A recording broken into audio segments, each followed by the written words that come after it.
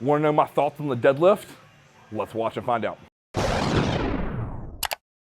All right, so in one of the comments of one of our YouTube videos that we did for squatting, we had a comment that said, Chris, what are your thoughts on deadlifts? And you know, I've not really talked a lot in detail about deadlifts because for me and my personal programming, I pretty much only do RDLs for my hamstrings. So if I'm gonna do lower back thickness, I tend to do that on the hyperextensional and reverse hyper. So let's talk about deadlifts because in my younger years of bodybuilding, these were a cornerstone that I focused on every single week. I started every back workout with pull-ups and then immediately into heavy deadlifts. And heavy is relative, but at the same time, we always did deadlifts and squatting every single week in the early parts of my bodybuilding career until my back no longer could take it. But let's get into the different variations, and because it was very vague, right? And to me, there's about 5 or 6 different variations of deadlifts, and they can all be used different within your program. So let's go ahead and just knock them all out and explain where and why I would program them. Deadlift number 1, the conventional off the ground deadlift. This is gonna be your most basic. These are the ones you see Ronnie ripping off the ground in the unbelievable video with 800 pounds. Absolute monster. So with this is a great exercise for overall back and lower body development. The reason these didn't fit my profile well in hindsight was because I could get a lot of quad drive out of it and I wasn't getting nearly as much back work as I wanted. But again, as a young bodybuilder, I didn't know that. I didn't understand. I saw Ronnie deadlift, so I thought that's what I have to do. So let's talk about the form and technique here. I always liked a little bit more of a narrower stance, feet in a slight V. So slightly inside of shoulder width, and then a shoulder width grip on the bar, and I never did mixed grip because I was always terrified to tear a bicep. So overhand grip here, I'm gonna keep my back flat as possible. I was gonna rip and drive it off the floor. So let me show you a couple reps.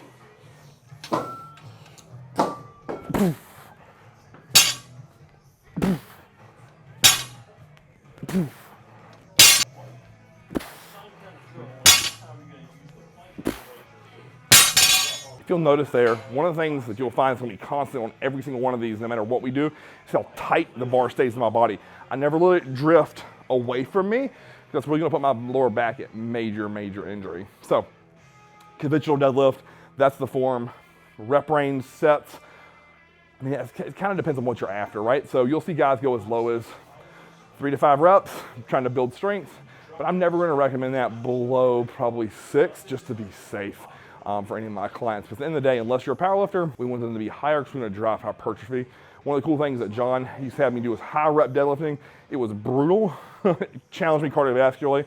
But at the end of the day, what it did was really make me be super explosive off the floor and really learn how to grind. So let's go on to the next one. All right, next up is going to be our banded conventional deadlift. Now, I'm going to show you 2 different variations here because here at Elite we have the really nice band pegs that go on the deadlift platform.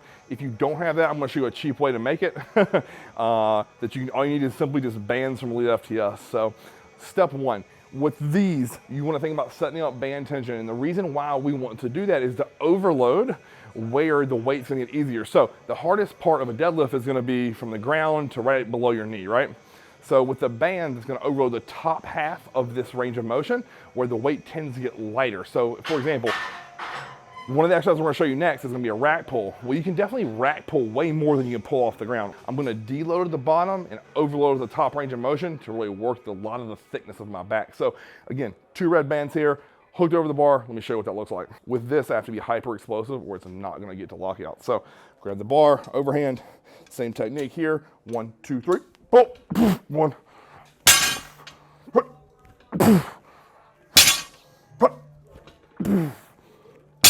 so that's all about force and power generation there. I absolutely love this. It's super challenging. Back when I was getting into bands and John introduced me to them, we were doing this every other week.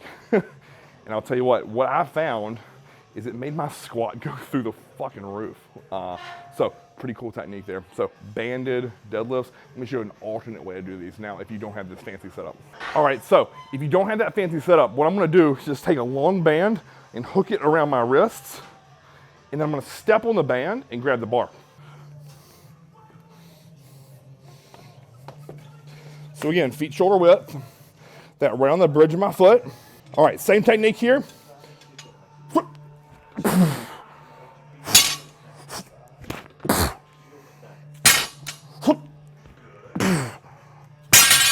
All right, right, next up in the deadlift progression here, chain deadlift. So these are big chains. These are from Elite FTS. They're gonna be 22.5-ish pounds per set of chain when it's fully off the ground. Again, this is one of my absolute favorites. It's one of the things that John introduced me to all these years ago. I have 4 sets of these. Today I only have 1 set of chain on each side, but what my sweet spot, in my opinion, for chain deadlifts is I like 3 on each side, and it just feels great. Like, I like to put 225 to 315 on the bar, put 3 sets of chain on each side, and just rip until I couldn't pull the weight off the ground one more time. This is gonna add tons and tons of thickness to the entire backside of your body, and it just feels great and safe. So let me show you what a few of these reps look like.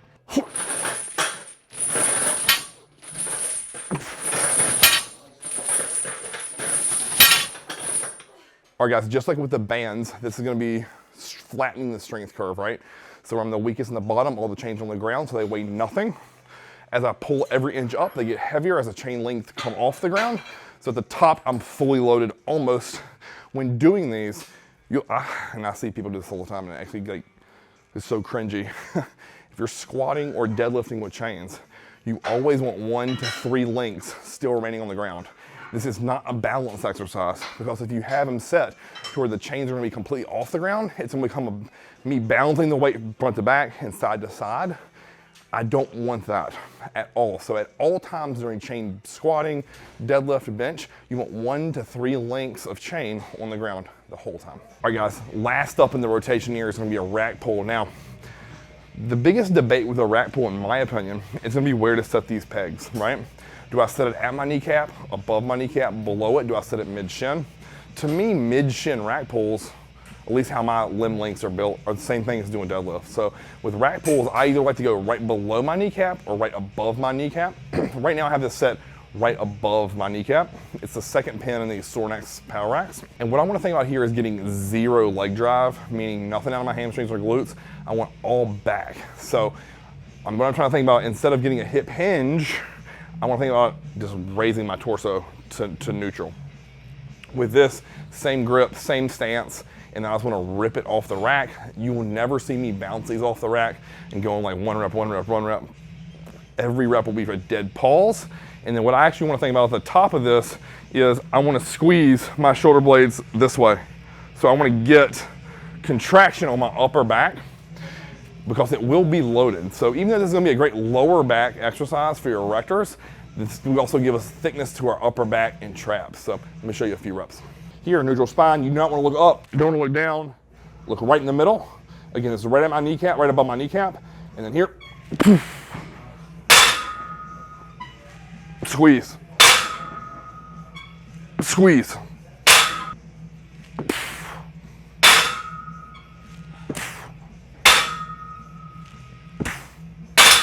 All right, guys, that's it for our deadlifting. So we gave you 4 different variations, right? A conventional, a band, a chain, and then a rack pull.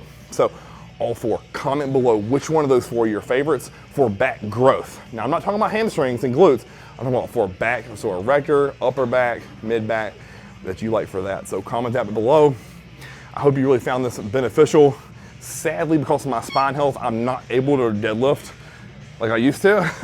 And again, I really wish that I was able to, because I love the exercise that, you can stack a bunch of weight on. It always felt great to me. I was never super strong at it as I was, say, as opposed to like squatting or benching, I was always really good at. Deadlifting was the weaker of the 3 for me in terms of strength. But it's something I always look forward to each week, because it's hard and you could really get after the reps. So add these in if your lower back or your upper back are weak and you need the thickness. And again, the last question is rep sets, right?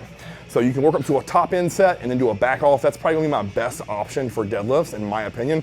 So hitting like sets of 3 to 5 up to a top end load, and going anywhere between a 6 and 12 rep range, then backing the weight probably down by 30% and just going absolutely to failure. Now, in terms of safety, what I found as I've progressed over the years is I like to program these at the end of your workout. Whereas I said at the beginning of the video, I used to do these right after pull-ups when I was the freshest and can go the heaviest, because all I did was trash my lower back and then I was fucked for the rest of the workout, right? So from there, we would always do barbell rows, then we go T-bar rows, then we do dumbbell rows, and we do seated cable rows. Well, the entire time my back is just thumping in terms of maintaining spinal tension. So put these at the end of your workout, not only to maintain safety of your spine, but also that you don't have to do quite as much load. And then by the time you do this, you hit your deadlifts, you hit your rack pulls, you use some hanging leg raises, and you're out of the gym. So there you have it, guys, deadlifts. Make sure you like, share, subscribe. We appreciate the support, and look forward to the next video. Chris Evans TV.